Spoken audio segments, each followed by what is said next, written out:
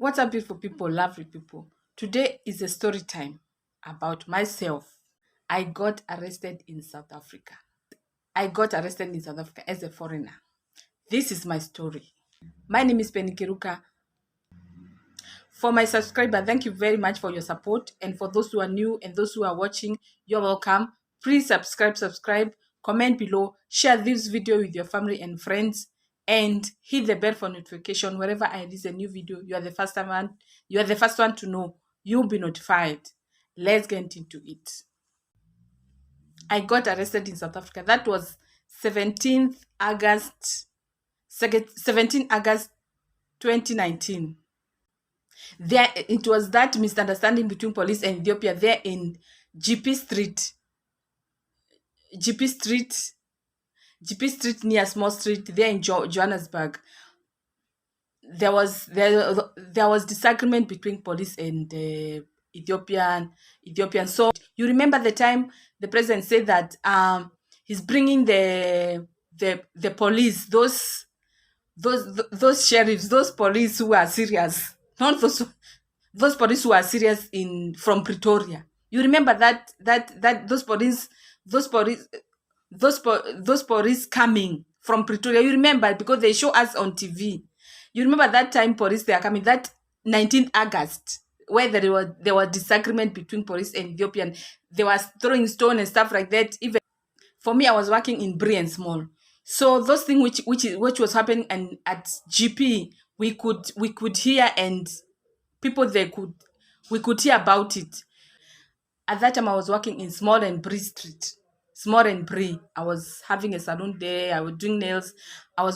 And hair and stuff. Yeah. Mostly I was concentrating with nails there in Brie and Small. Yeah. So whatever was happening there in GP Street, we knew about it. It was around 10, 11 there. It was a lot of disturbance in it was not stable on the Bridge Street and GP Street. It was not stable, so people were running up and down, stuff like that. And as when we hear like that, because we are inside, we are having customer, so we just put the slasher. So we just put the slasher down, the gate slasher. We put it down. When the security see that, he comes and put the slasher down and he said that no one coming out unless it's a customer or maybe you want to go home. It was around 10, 11 o'clock like that. So, yeah, he put the slasher down and then we are quiet and stuff. And those things are happening there at GP Street. And it come until Small Street. Those police, they come, there was still my understanding, people are throwing stones, stuff like that, and then they come until the Small Street Brie Small. They start to check shop to shop. People there, Small Street, in Small Street, they start to close their shop, but as we just put the slasher down, so security only allow people who are maybe customer who are going out, or no people coming in, only people who are going out. Because he said that for security wise, we must keep the slasher closed. So we stayed there inside. After some, like, it was like maybe 12 like that. The first squad of police, they come. They say no, they come, they hit the slasher. They say no, you have to come out and go home. The first squad of police, like it was like 5 police like that. They come, they tell us to go home. And we are not finished there yet. So we tell them, no, let us finish fast, and then we can go. But they tell us, no, with your own risk. You have to go home. They tell us seriously we have to go home, but we haven't finished the customer, so we just stayed. Okay. We stayed around maybe to 1 like that. Some other police, another police, they come. They come with they come with the immigration police. They come with lot of police. Even plain clothes police and stuff. All the police, they were like 15 police, 10 police like that. There are many police. Okay, they say close. They say close the saloons. Everyone who is even customer or who close everything, the saloon, everything, and come down because it was like upstairs. This like first floor. We come downstairs. When we come downstairs, we they start asking us passport and passport. They start asking us passports. So whoever was having passport, they give. Whoever was having that asylum, they give. But if it was not valid, they tell you to get in that kumba kumba, to get in that kumba. The police were cooperating nicely because there was people there was police who were outside checking those who don't have valid document, and those who are not having document. Like, yeah, they were told to go inside that kumba kumba. We go to that kumba kumba. Me, my own, I will tell you my story. My own was not valid. In fact, I was supposed to go June, but so I say, June is so cold, so let me just wait for August. I'll go. The end of August, I'll go. Then, it was a bad luck because police, they just come and take us. They take us to, like, those who are not having invalid. They take those who are not having invalid documents. They were told to get in that Maria. They were told to get in that kuba kuba. We get in that kuba kuba. We get in that kuba kuba until we got to John Foster. My friend John Foster, it was full like that. Full, full, full. Women full, men full. All African countries were there. It was chaos. Remember that time is the time. The first day we get there. It was not 17. It was 7 August. That 7 August. You remember that 7 August is the time. You remember that 7 August is the time on TV they showed Bekitele in John Foster.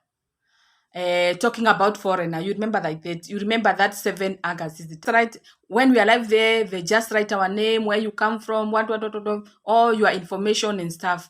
And for those who, because when they are taking us with the kumba kumba from the small street, from Brie and Small to John Foster, they didn't check. They were not checking. They were just checking what is in your bag and what. If you got passport, they say get in there, get in there. They didn't check valid or invalid. They just check. They say, okay, they're going to confirm.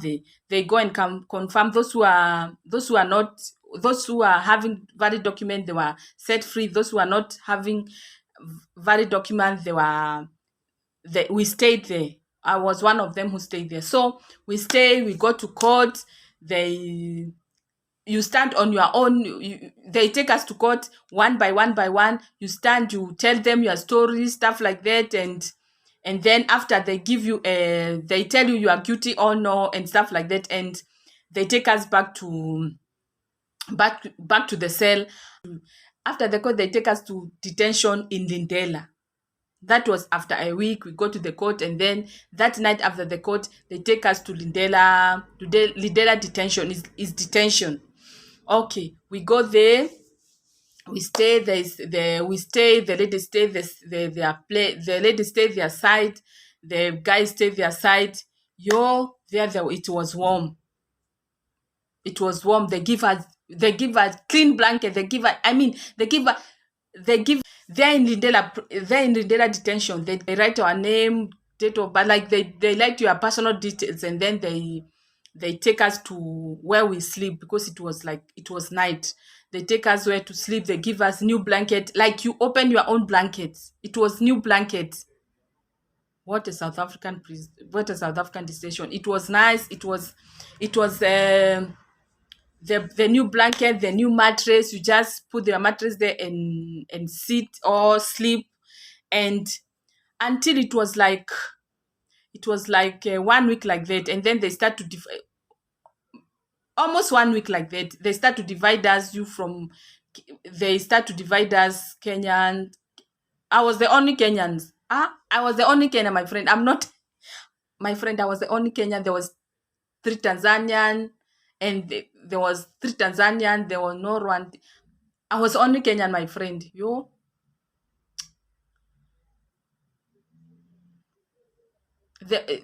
I was only Kenyan. I was lonely, but I got friends, Zimbabwean friends. Mozambique friends. La, I was having chomi, so I was just feeling like, yeah, I didn't feel lonely like that. So they take us, they register us, and then we go to sleep, and it was new blankets, new mattress. At least it was nice food there for that time, for that in that Lindela detention. There was a nice food than John Foster I. So we stayed there almost a week. We stayed there a weekend. We stayed there almost. We stayed there a week and some days. And those who are having invalid documents, those who are having asylum document, but it was invalid. They were after a week and something. They were called, like I was having asylum, but it was invalid. So it was just expired for a month or something like that. So my case was not that serious. So they call us with other ladies who are having invalid. They call me and other ladies who are having they call me with other ladies who are having invalid asylum. So we go there. They tell us that they so we go there to the office. They tell us, no, you are going home, stuff like this. And then the immigration officer, he give us the document to go with it on home affairs. So we can't get in trouble when you get there. Okay, they and then they set us free after a weekend. Some days those who are having those who are having expired asylum seeker, they give us a letter. The immigration officer, they give us a letter to take to home affairs when we are going to renew. And then they set us free. We have to fill some documents, do some we have to fill some document, and make some photos, something. We have to fill some document, and that was that. And then they set us free. They tell us that immediately tomorrow or the day, because tomorrow, it was on Friday. I think it was on Friday the time we are released. I think it was like Friday. And then we just